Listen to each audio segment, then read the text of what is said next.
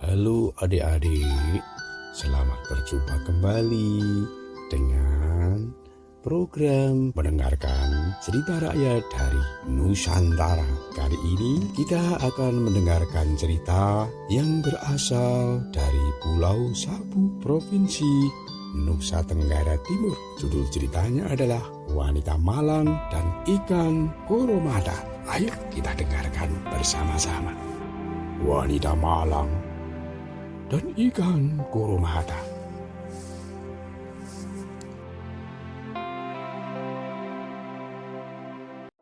Dahulu kala, di Pulau Sabu, hiduplah 3 orang bersaudara. Yang sulung, wanita bernama Hana Lili. Sedangkan kedua adiknya laki-laki bernama Hipa Lele dan Huku Lele. Mereka tinggal tidak jauh dari tepi pantai, hidup sebagai nelayan mencari ikan. Tetapi mereka tidak selalu beruntung seperti hari ini. Hipa Lele dan Huku Lele pulang melaut dengan tangan hampa, walau seharian mereka telah berjibaku di tengah laut. Hana Lili yang menyambut kedatangan mereka di pantai merasa kecewa karena tak seekor ikan pun dibawa pulang. Ketika mereka bertiga hendak pulang, tampaklah seekor ikan koromata terjebak di air dangkal. Dengan sigap, Hipa Lele dan Huku Lele menangkapnya, lalu membawanya pulang. Karena hari mulai gelap, mereka memutuskan untuk memotong ikan itu. Di esok hari, malam harinya, Hana Lele bermimpi. Dewa laut memintanya untuk melepaskan lagi ikan koromata tangkapan mereka, karena ikan itu ikan kesayangan sang dewa. Tetapi Hana Lele enggan menurutinya. Mimpi itu dianggapnya sebagai bunga tidur, apalagi itu cuma ikan satu-satunya yang didapat. Keesokan harinya, Hana Lele membagi tugas.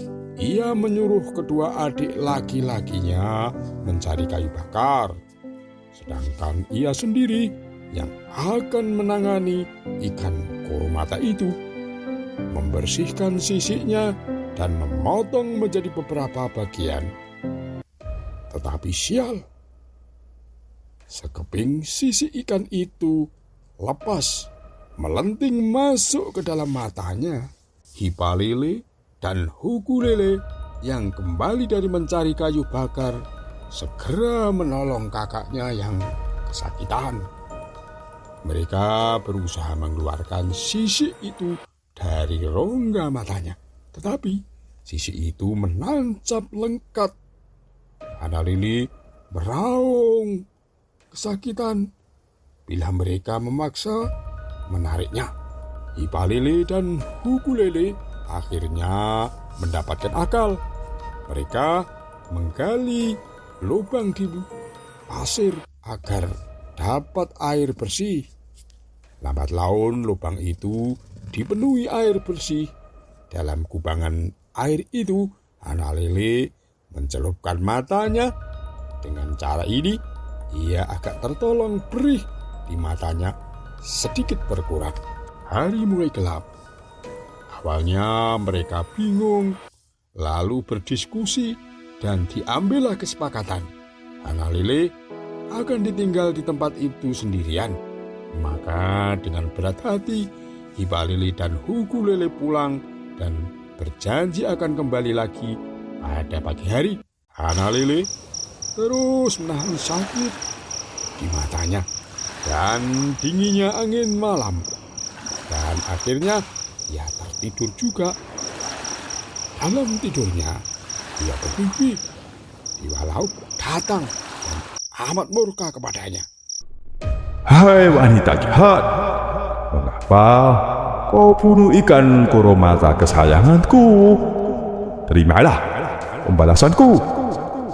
Kukutuk kau menjadi penyu laut sebagai ganjaran dari perbuatanmu. Pagi harinya, Hipalili dan Hukulili kembali ke tempat di mana Hanalele berada.